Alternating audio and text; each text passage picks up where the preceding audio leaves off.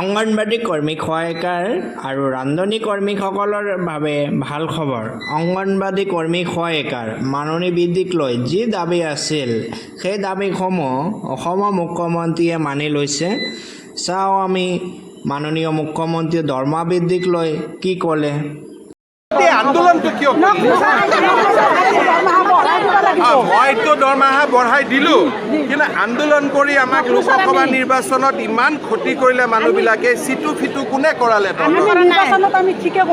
এই চিটুটো কোনে কৰালে? হাজো শুৱালকুছি প্ৰজেক্ট এইবিলাকত নাচবি। দৰমহাটো বঢ়োৱাটো সহজ কথা, কিন্তু তহঁতি যিখিনি দুখ দিলি সেই দুখখিনি মোৰ বুকুৰ পৰা যাব লাগিবতো। এই বহুত দুখ পাইছোঁ মই, বহুত দুখ দিছোঁ। মই এৰুৱাই লৈ সোনকালে কৰি আছোঁ।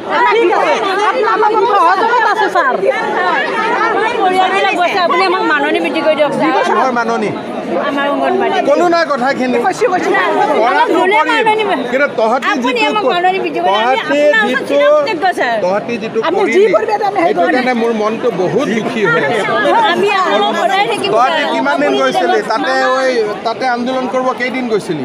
আমি জনাই 2 মাহ 3 মাহ বাচ্চা খানা দিয়া নাই, পঢ়োৱা নাই। আমি হাজো চাইছোঁ ছাৰ, হাজো দিছোঁ ছাৰ। মোৰ কামটো মই কৰিম, কিন্তু তহঁতি অলপ চিটুটো প্ৰথম ভাঙি ল। সেইটো ভাঙ না, মোৰ কথাটো আগত মানচোন, সেইটো অলপ ঠিক কৰ। বাকীখিনি মই নিজে কৰি দিম। অসমত চিটুৱে দৰমহা বাঢ়াবনে মই বাঢ়াই দিম?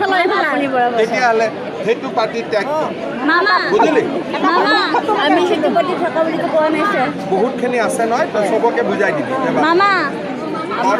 তহঁতিটো নাথাকিবিয়ে আৰু বেলেগকো থাকিব নিদিবি। হয় বাইদেউসকল, দেখা পালে মাননীয় মুখ্যমন্ত্ৰীয়ে দৰমহা বৃদ্ধিক লৈ কি ক'লে। বাইদেউসকল, ভিডিঅ'টো শেষলৈ চোৱাৰ বাবে ধন্যবাদ থাকিল, আৰু লগতে ভিডিঅ'টো শ্বেয়াৰ কৰিব যাতে আন বাইদেউসকলো এই ভিডিঅ'ৰ দ্বাৰা উপকৃত হয়। ধন্যবাদ থাকিল।